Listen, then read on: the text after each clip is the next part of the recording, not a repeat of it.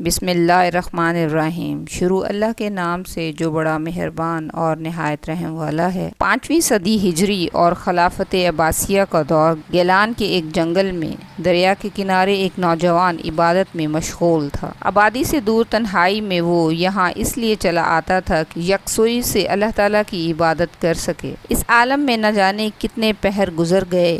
محویت ٹوٹی تو وہ اٹھ کر دریا کے کنارے ٹہلنے لگا۔ کئی روز اس نے کچھ کھایا بھی نہ تھا۔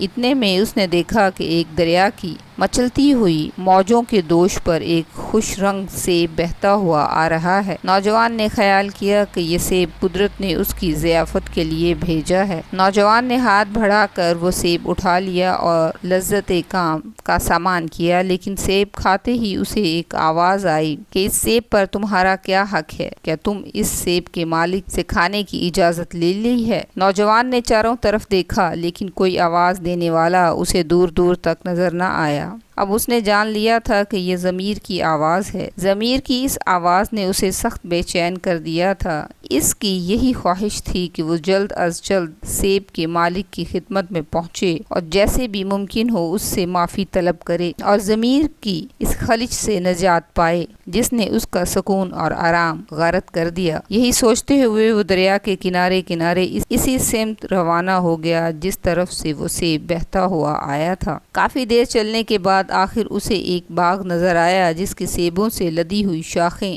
دریا کی لہروں کو چوم رہی تھیں۔ نوجوان کو یقین ہو گیا کہ وہ سیب اب اس نے کھایا ہے وہ اسی باغ کے مالک کا ہے۔ اتنے میں اسے کچھ فاصلے پر ایک عمر رسیدہ شخص نظر آیا۔ اس کے دائیں ہاتھ میں تسبیح تھی اور ہونٹ ذکر الہی کے باعث مسلسل متحرک تھے۔ اس سفید ریش بزرگ کے نورانی چہرے نے نوجوان کے دل کو متاثر کیا اور اس کی قدم تیزی سے اس کی جانب بڑھنے لگے۔ قریب جا کر اس بزرگ کو سلام کیا اور پوچھا، اس باغ کا مالک کون ہے؟ سفید ریش بزرگ بولے، باغ کا حقیقی مالک تو اللہ سبحانہ و تعالیٰ ہے، لیکن اس نے اپنے فضل سے مجھے یہ ذمہ داری سونپی ہے کہ میں اس باغ کی دیکھ بھال کروں اور اس کے خوش ذائقہ میووں سے فائدہ اٹھاؤں۔ بزرگ کی ان باتوں سے نوجوان سمجھ گیا کہ باغ کا وہ مالک جس کی تلاش میں وہ کئی گھنٹوں سے سرگردہ تھا یہی ہے۔ اس لیے اس نے بغیر کسی تمہید کے کہا، محترم بزرگ، بات دراصل یہ ہے کہ میں نے آپ کے باغ کا ایک سیب آپ کی اجازت کے بغیر کھا لیا ہے۔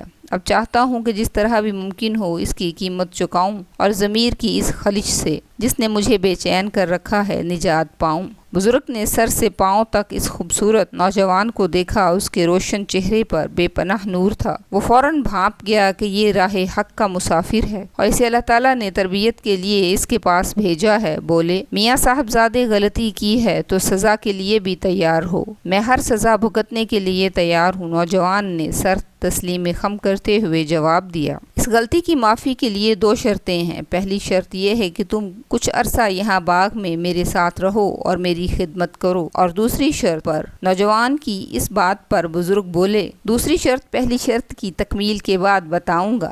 ضمیر کی خلش سے نجات پانے کے لیے نوجوان اس بزرگ کی خدمت میں رہنے لگا۔ کئی سال اس طرح گزر گئے۔ اسی دوران بزرگ نے بھی اس نوجوان کی تعلیم و تربیت پر پوری توجہ دی۔ جب خدمت گزاری کے یہ 12 سال گزر چکے تو ایک روز نوجوان نے بزرگ سے واپسی کی اجازت طلب کی۔ بزرگ بولے، تمہیں یاد ہے میں نے غلطی کی معافی کے سلسلے میں 2 شرطیں رکھی تھیں۔ تم نے معافی کی پہلی شرط احسن طریقے سے پوری کر دی، لیکن دوسری ابھی باقی ہے۔ آپ فرمائیے، میں اس کے لیے بھی تیار ہوں۔ نوجوان بولا، شاباش، تو سنو۔ دوسری شرط یہ ہے کہ تمہیں میری گونگی، بہری، نابینا، لولی لنگڑی بیٹی سے شادی کرنی ہوگی۔ بزرگ کی یہ شرط سن کر سخت پریشان ہوا۔ وہ گہری سوچ میں گم ہو گیا۔ نفس نے کہا، بوڑھے کی بات نہ مانو اور ناحق اپنی زندگی عذاب نہ بناؤ۔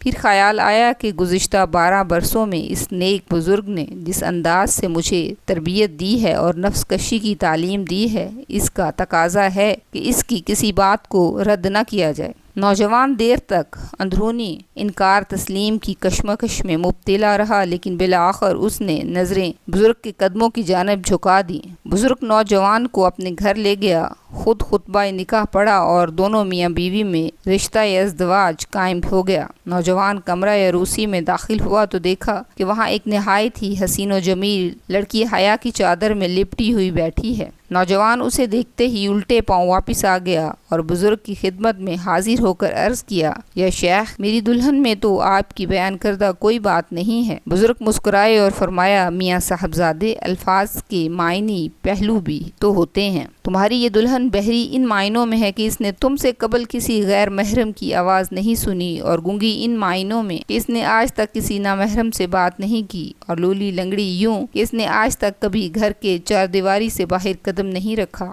نوجوان حیرت سے بزرگ کا منہ دیکھتے رہ گیا۔ بزرگ نے آگے بڑھ کر ان کی پیشانی پر بوسہ دیا اور فرمایا، اب تم جب چاہو اپنے گھر واپس جا سکتے ہو، تمہاری بیوی بھی تمہارے ساتھ جائے گی، یہ باغ بھی اب تمہاری ملکیت ہے۔ ضمیر کی خلش پر 12 سال تک اس بزرگ کی خدمت میں رہنے والا نوجوان، جس کا نام سید موسیٰ ابن عبداللہ تھا، جو بعد میں اپنی زوجہ محترمہ سیدہ فاطمہ ام الخیر کے ساتھ گیلان کے قصبہ نیف میں رہائش پذیر ہو گئے، جس کے بطن سے اسلام کا وہ عظیم فرزند پیدا ہوا جس کو دنیا آج شیخ سید عبد القادر جیلانی رحمۃ اللہ علیہ کے نام سے جانتی ہے، اور وہ بزرگ جنہوں نے 12 برس تک ان کی تعلیم و تربیت کا فریضہ انجام دیا، سید عبداللہ تھے۔ ان سب پر اللہ تعالیٰ کی رحمتیں نازل ہوں۔ اللہ ہمیں ان بزرگان دین کے بتائے ہوئے راستوں پر چلنے کی توفیق عطا فرمائے۔ جس طرح انہوں نے اللہ کے احکامات اور نبی پاک صلی اللہ علیہ وآلہ وسلم کی سنت کو زندہ رکھا، ہم بھی ان کے بتائے ہوئے راستے پر عمل کر سکیں۔ آمین۔